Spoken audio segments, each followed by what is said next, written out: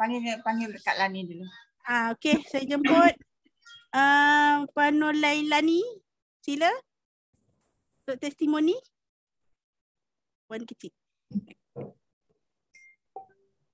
Bismillahirrahmanirrahim. Assalamualaikum warahmatullahi taala wabarakatuh. Waalaikumsalam. Selamat malam.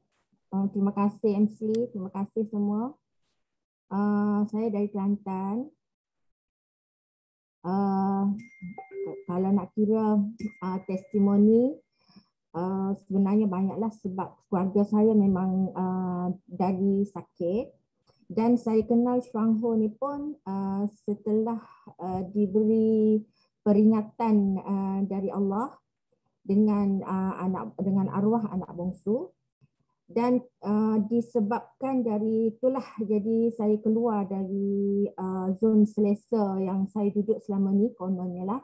Jadi saya keluar dari itu dan saya cuba bersama Chuang Ho atas nasihat Dr. Salha dan Kak Ina juga. Terima kasih Kak Ina. Jadi setelah saya kenal Chuang Ho ni, mulanya saya nak rawat arwah anak saya. Tapi masa tu saya masih lagi bergantung dengan pekerjaan pekerjaan makan gaji, dan untuk dos yang disarankan saya hanya dapat mengambil dalam beberapa minggu sahaja. Dan dengan keadaan yang kronik dan Allah sayangkan dia, Allah ambil dia selepas 3 bulan kami kenal Chuang Ho. Saya reda sebab ikhtiar saya pun setakat yang ada masa tu. Jadi lepas tu saya pun bertukarlah beralih arah kepada arwah ayah. Sebenarnya arwah ayah ni kalau nak bilang penyakit dia hampir dua belah tangan lah. Iaitu dalam 8 jenis penyakit yang semuanya kronik, berasal dari darah tinggi. Kemudian selepas dia mengamalkan ubat makin bertambah sehinggalah yang paling kronik ialah dapat stroke dan prostat dia pun dah tahap 4. Dan selepas mengenali Chuang Ho, saya minta arwah ayah tolak dulu, kita postpone dulu untuk operate prostat dia tu. Kita ikhtiar dulu setakat yang mampu, dan saya pun cuba yang terbaik untuk arwah ayah masa tu. Saya bagi arwah ayah makan, dan di samping tu sebenarnya saya sendiri pun ada masalah yang agak teruk. Kalau nak itu jantung berlubang, darah beku dalam paru-paru. Kemudian bila dah masuk ubatan dan macam-macam lah. Jadi keadaan sistem badan pun semakin huru-hara. Jadi saya pun agihkan Chuang Ho setakat yang termampu tu, dan saya banyakkan untuk arwah ayah. Selepas 2 tahun arwah ayah diberi Chuang Ho. Saya sedih sebenarnya. Selepas 2 tahun arwah ayah ambil Chuang Ho, doktor rutin appointment dia tu dia tak tinggal, dan dia kurangkan ubat.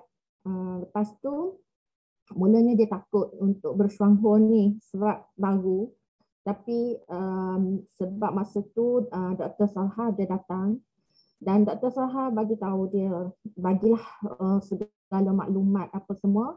Dan dia tengok Dr. Salha, dia kata dia jadi yakin, jadi dia ambil lah, tak apalah, ambil atas nasihat Dr. Salha. Dan saya pantau dia, saya banyakkan dia sehingga 2 tahun tu. Dia semakin kurangkan ubat tu mengikut apa yang dia rasa. Bila dah dia rasa semakin okey, dia kurang. Kemudian selepas doktor sendiri yang check, dia semakin baik. Yang last kali dia rasa memang sakit kepala tu macam ada air dalam otak dia kata. Jadi dia buat rumusan sendiri, mungkin tu healing kerana dia makan ubat banyak sangat, dan mungkin masa tu juga dia kata ubat kolesterol tu diberi berpanjangan, dan dia ambil walaupun sikit dia ambil, dan dia ambil masa tu selepas dia ambil YK2 pun dia ambil lagi walaupun kurang. Jadi dia kata tak apalah kalau gitu, ayah rasa ayah nak berhentilah ubat. Jadi kalau apa-apa berlaku, siapa yang nak bantu ayah? Jadi Lani kata biarlah Lani yang bantu ayah. Lani bagi setakat yang Lani mampu untuk ayah, dan Lani kurangkan dulu dos Lani. Dan pada yang sama juga sebenarnya saya pun tolong juga saya sedang rawat juga anak sulung. Anak sulung ni asmatik, ya, memang teruk. Dia pun kebetulan healing dia pun dengan arwah ayah masa tu sama-sama dapat healing. Dan siang hari arwah ayah dan anak sulung dapat healing. Anak sulung healing dia kencing berdarah selama 2 minggu. Kemudian naik gatal, naik kudis besar-besar macam bisul seluruh muka dia. Arwah ayah pula masa tu stroke dia makin kuat, tapi dia tenang dan dia rasa mungkin dia kata kalaulah Allah ambil pun dia reda. Mungkin kerana proses untuk saraf dia. Dia rasa walaupun dia rasa makin teruk stroke dia, tapi dia rasa dia makin sihat.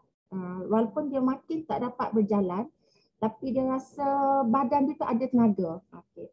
Lepas tu bila Lani bagi, Lani kurangkan dos untuk Lani, dan untuk siang tu macam Allah ni tahu. Jadi siang hari Lani uruskan ayah dan anak sulung. Selepas maghrib Lani Allah bagi rasa tu masa Lani rehat. Maksudnya dah rehat semua lepas maghrib, lepas isyak, selama 2 bulanan Lani rasa sakit dada, memang menyucuk-nyucuk habis. Lepas tu dos pun taklah banyak sangat. Sebab YK2 bagi ayah, YK Pimpek pun bagi anak, dan minuman Shuangho serta Vitakin masa tu memang bagi arwah ayah dan juga anak sulung. Dan Lani pun bila dah terlalu tak tahan sangat dah dengan healing tu, barulah ambil Vitakin dengan YK Pimpek. Tapi kalaulah rasa okey lagi, Lani tahan dulu, Lani ambil je YK1 tu, kira kunyah macam tu, telan. Lepas tu kalaulah rasa tak tahan sangat, barulah ambil Vitakin dalam 2 paket, kemam je. Sebab tak tahan dengan healing tu. Esok pagi sedar Allah bagi nafas lagi. Syukurnya, maksudnya syukurlah sebab semalam ingatkan nafas dah nak habis. Tapi rupanya hari ni dapat lagi pergi jenguk ayah. Lepas setelah 2 tahun, lebih 2 tahun lah lepas saya dapat healing semua tu, segala fail kesihatan dia pun ditutup, dan doktor tanya dia, "Pakcik, apa yang pakcik makan? Apa yang pakcik amal? Sebab kalau mengikut ubatan kami, ubatan tak boleh menyembuhkan." Jadi ayah pun ceritalah kat dia, ayah kata, "Doktor, sebenarnya anak saya ada bagi benda ni." Masa tu dia bawa botol YK1. Anak saya ada bagi ni. Dia doktor bekalan, doktor bagi kat saya banyak-banyak ubat tu. Mula-mula saya kurangkan. Kemudian saya berhenti. Selepas saya berhenti itulah saya dapat sihat, dan kemudian saya semakin sihat sehingga hari ni doktor tutup file, dan doktor hanya suruh saya datang sini untuk pantau dan tengok sahaja. Jadi alhamdulillah lah Allah bagi saya sihat, Jadi saya nak ceritalah juga kat doktor, saya ni tak makan ubat. Sebelum ni saya makan ubat tapi satu persatu dapat penyakit baru. Jadi doktor pun tengok. Saya tak tahu nak cerita kat doktor tapi katanya ada kajian sains juga. Jadi ayah pun cerita, tak apalah pakcik kalau macam ni bolehlah aman. Boleh tak saya nak hubungi anak pakcik? Kena pergi kat rumah lah dia kata sebab pakcik ni tak bawa apa-apa telefon ke apa. Jadi tapi kalau nak bercerita panjang nak tahu apa maklumat pergilah kat rumah. Lepas tu tapi doktor tak marilah. Lepas tu lepas ayah dah tutup file, jadi ayah pergi juga untuk cek. Setiap kali cek memang doktor akan pakcik balik je lah. Tapi sebab pakcik ni datang, syarat datang klinik ataupun tempat perubatan ni, syarat je pakcik kena bawa balik ubat sapu. Sebab nak bagi ubat makan tak tahu nak bagi ubat makan apa dah. Jadi bagilah ubat sapu. Lepas tu ayah demam. Bila demam, adalah dia rasa kat strok belakang leher dia tu, dia ada dia rasa ni kejang urat besar ni. Jadi masa tu dia ingatkan strok dia tu nak datang balik. Jadi dia pergi cek, doktor kata itu bekas je pakcik. Jadi syarat jugalah pakcik datang sini saya bagi ubat sapu je. Ayah kata dah bagi, ambil je lah tapi saya sapu ubat gigi. Doktor tanya dia ubat gigi. Yang ubat gigi yang saya amal itulah juga jenama brand itulah. Jadi doktor pun terkejut lah dan sehinggalah genap 5 tahun, kiranya 5 tahun 3 bulan lah. Bila dah rasa sihat semua tu, ayah pun ialah sebab dulu dia tak sempat nak ke kebun dengan rutin kerja sebab dia pun dulu arwah ayah ni guru. Kemudian bila dah rasa sihat di hujung usia, dia rasa dia nak berkebun dan dia pergilah ke kebun.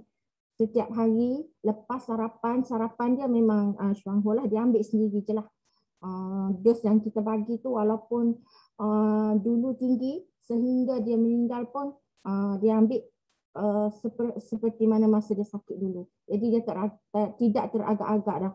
Jadi Lani pun alhamdulillah lebih kurang lah masa dengan arwah ayah sihat tu, Lani pun makin sihat dan tiada masalah lagi dalam untuk penyakit darah beku dan paru-paru pun dah tak ada. Jantung pun alhamdulillah, jantung berlubang tertutup. Alhamdulillah tonsel setakat ni pun memang tak rasa. Demam pun demam tapi tonsel dah tak ada. Jadi syukurlah alhamdulillah kan. Migraine pun lepas ambil linzi memang terus tak ada. Alhamdulillah. Kemudian jadi yang seberbala lah kan. Jadi masa tu tahun ke-3 lah lepas tutup file tu lah. Lani rasa lagilah yakin untuk Lani bersama Syuangho dan tak rugi bila sambil kita amal, sambil kita share dengan orang lain. Dan anak pun dalam masa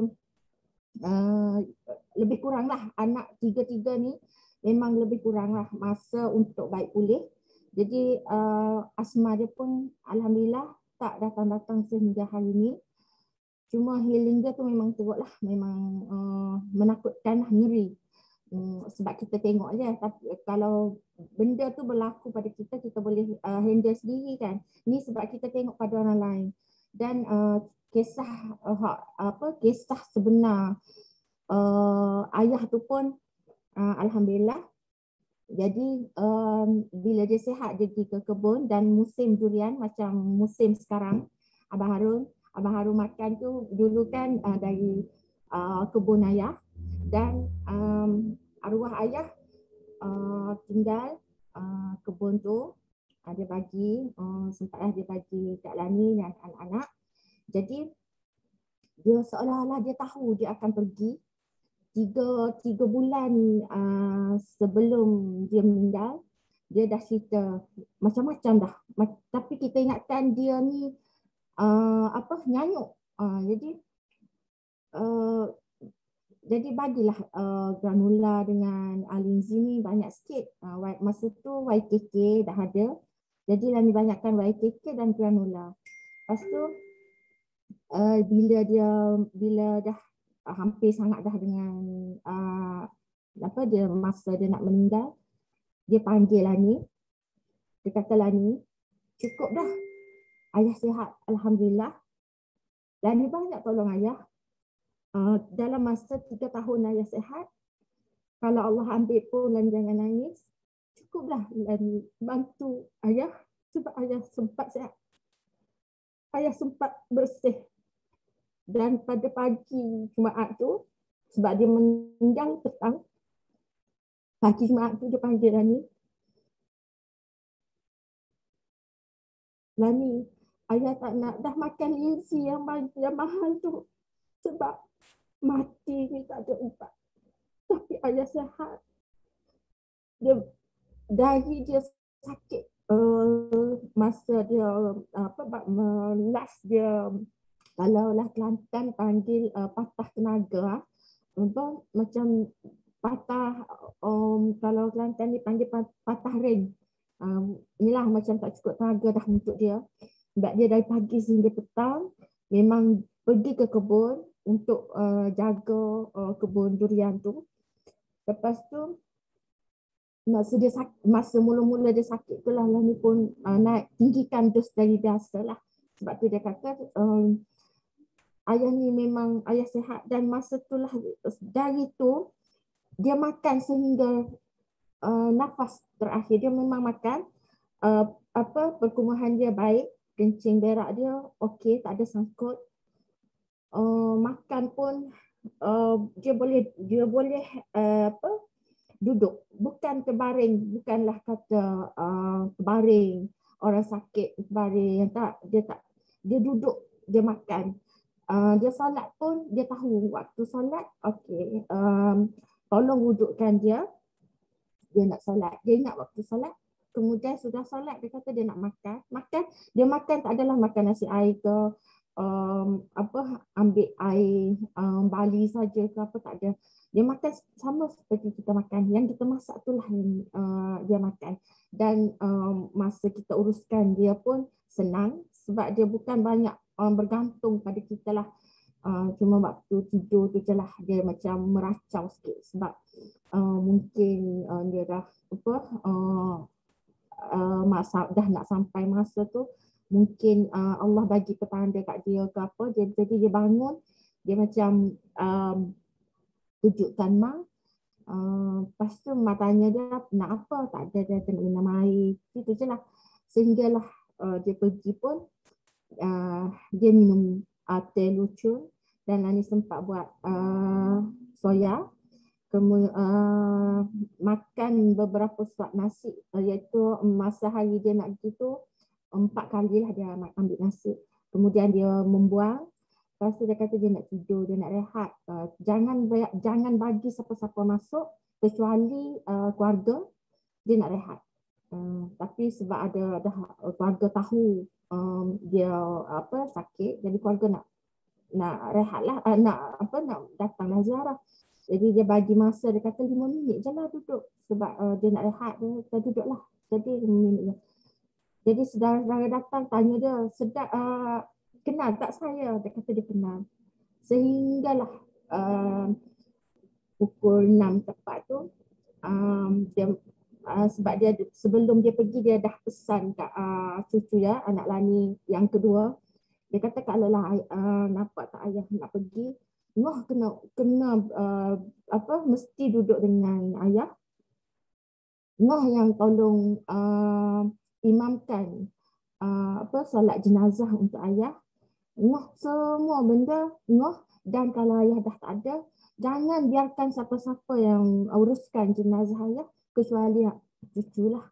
Jadi pukul 6 tepat tu dia tak ada. Jadi rasa macam terkejut lah sebab dia masa dia nak pergi tu pun dia macam bercakap kan. Jadi kalau lepas dia tak ada, lepas dia hembuskan nafas tu dan terus call Dr. Sahar. Saya kata, kan baru tadi dia bercakap, dia memang dia tak sakit. Yalah, dia memanglah tenaga sudah habis, tapi tak adalah kata sakit, meracau kata, tak ada. Jadi syukurlah kan, ini alhamdulillah di usia 80 ayah tiada, dan bagi kita tengok ni, kita kata dia dalam bersih lah, sebab memang lepas dia sihat 3 tahun lepas tu memang tak ada ambil apa-apa ubatan. Alhamdulillah. Terima kasih. Terima kasih. Alhamdulillah. Okay, terima kasih Kak Nuraini atas pengkongsian tu. Al-Fatihah buat ayah, dan semoga Kak Laini dan keluarga sihat-sihat selalu. Okay, terima kasih. Kita beralih kepada testimoni kedua. Bella. Bella ada? Boleh on dah mic. Okey. Silakan Bella. Assalamualaikum, selamat malam semua. Bella mula-mula join benda ni dari Kak Rohaya lah. Dia bagi kenal minuman, apatah nama dia, Bella nak sebut. Lepas tu bapak Bella dia sakit perut dah 5 tahun.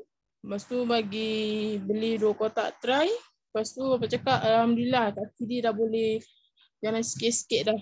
Sebelum Kopi ke minum Bella? tu dia nak jalan susah potong. Kopi ke? Kopi. Okey.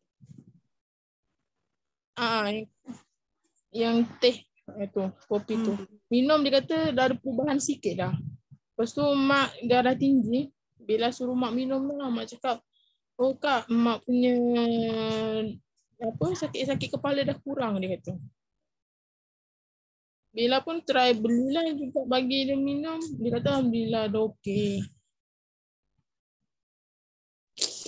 Bella suka cakap. Okey, alhamdulillah lah tu.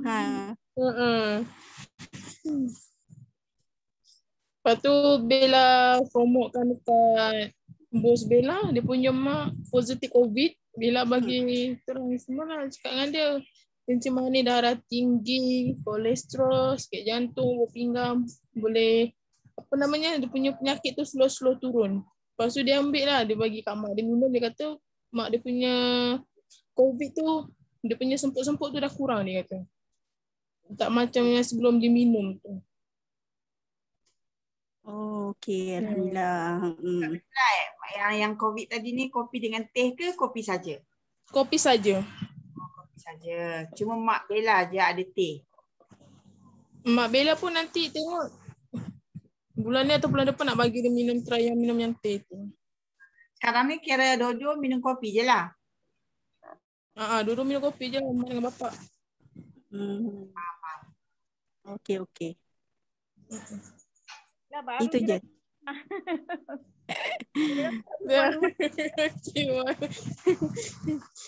Okey, terima kasih Bella. Itu je. Okey. Itu je. Atas perkongsian.